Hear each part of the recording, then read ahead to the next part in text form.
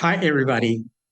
Welcome to my video series on the Anunnaki, a deep look into their origin, nature, and different contribution to the civilizations. Welcome to the channel Dialogue of Dr. Yaluka. To begin, please subscribe and tick the notification bell in order not to miss our videos. Thank you for joining. The title of this first and last video is Puzzles Explained. The account of the Anunnaki, as generally explained, leads to many unsolved puzzles. The existence of two kinds of Anunnakis, the nature of the Nephilims, the war between the Anunnakis, the methodological confusion embedded in the book of Enoch, etc.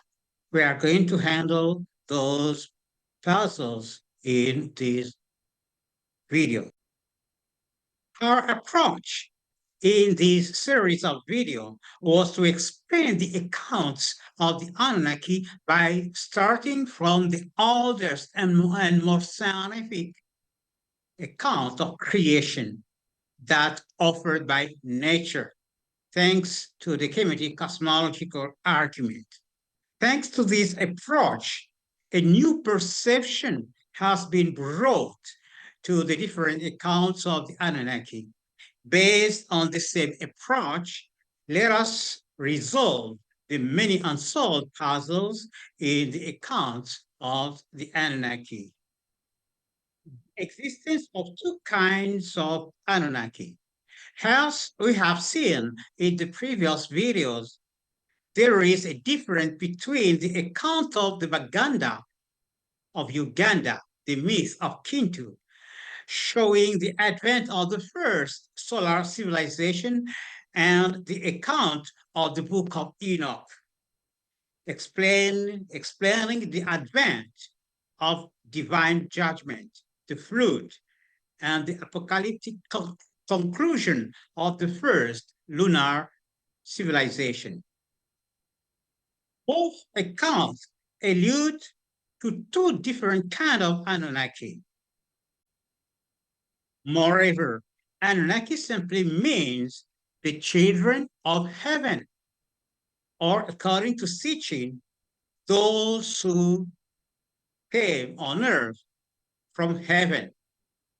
Thus, we have the divine Anunnaki, all the children of light, alluded to in the myth of Kintu, of the Baganda people, as children of Gulu, the heaven, and the demonic Anunnaki, who were the first to settle on earth and are depicted in the book of Enoch. The Sumerian records depicts the first as coming from heaven and the second as coming from the death, the hell, the under this world. The nature of the Nephilims.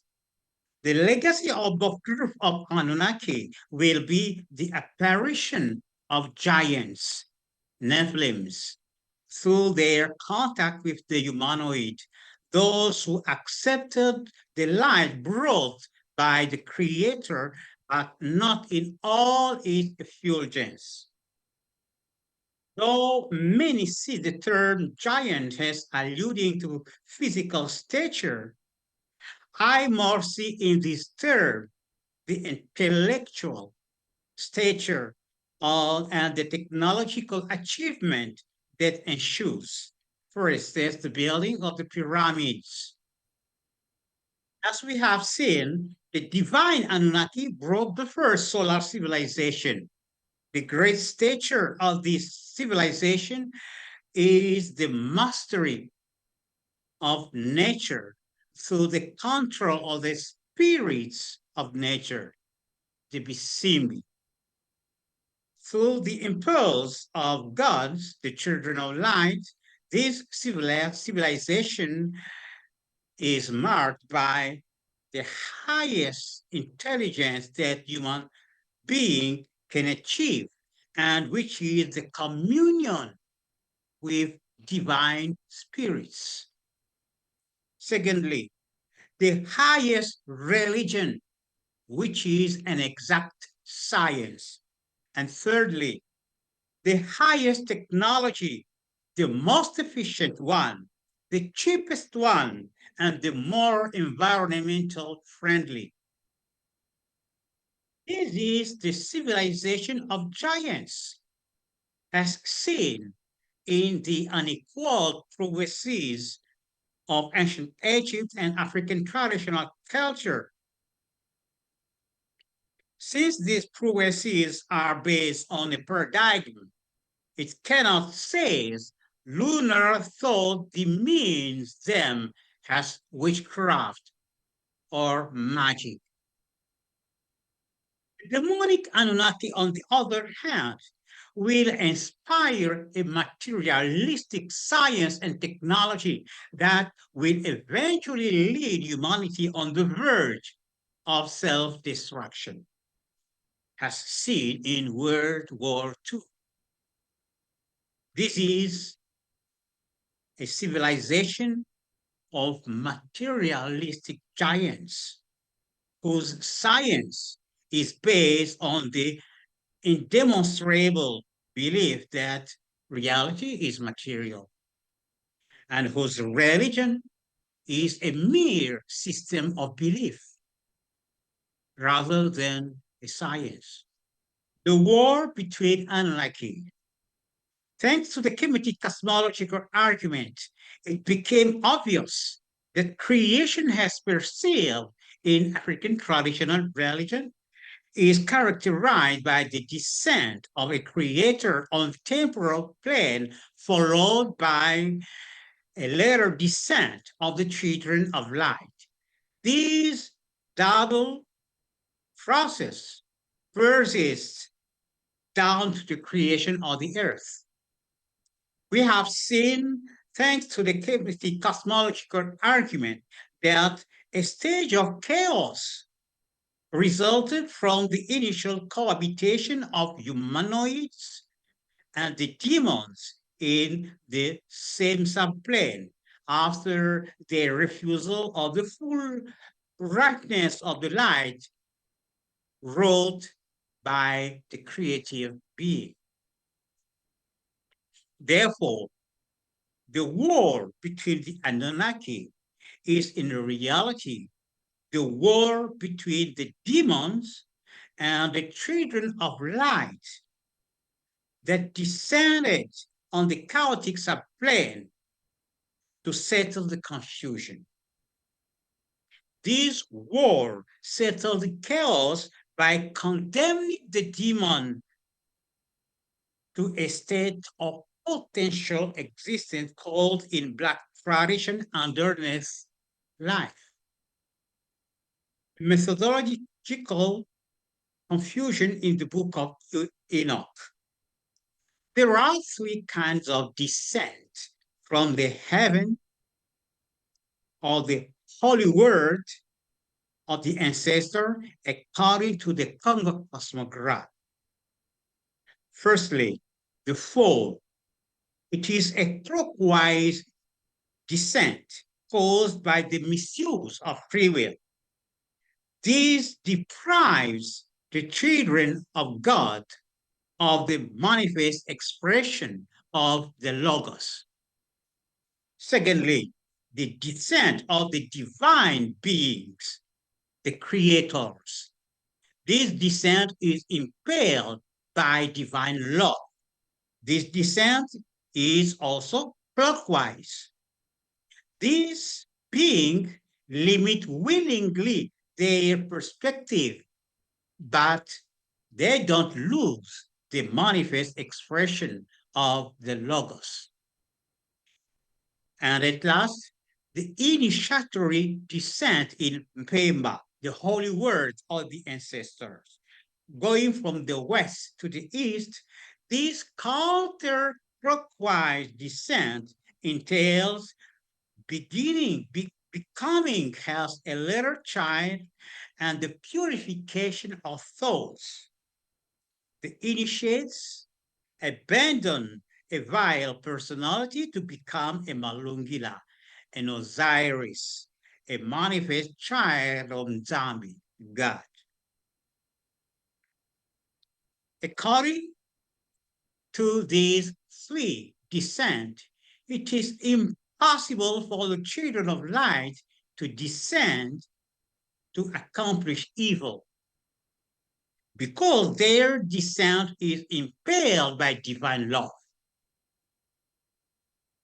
The very intent to descend to accomplish evil is already a misuse of free will that could only cripple the Anunnaki and deprive them of the divine power. The initiatory descent is impelled by the need of purity. Due to its being based on purity, this descent cannot lead to evil. We must first know that the copies of the Bible didn't know that the original Sumerian and Egyptian texts were about an exact science. This ignorance led them to introduce many beliefs in lieu of scientific facts. Thus, contrary to what the copies of the book of Enoch wrote, demonic Anunnaki did not mix their blood with the humans. They were attracted from the death through blood sacrifice, among others.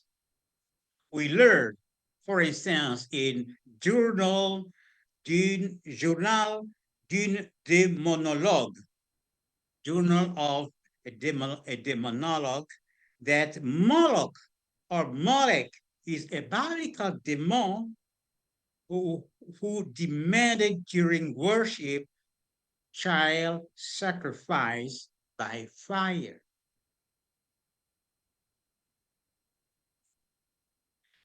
Let us at this point remind you of our 2 online courses on the subject of KＯNGO that will start on 5 and 6 October.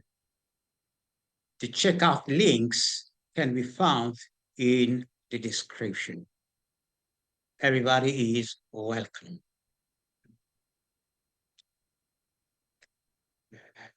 About the origin of the different races.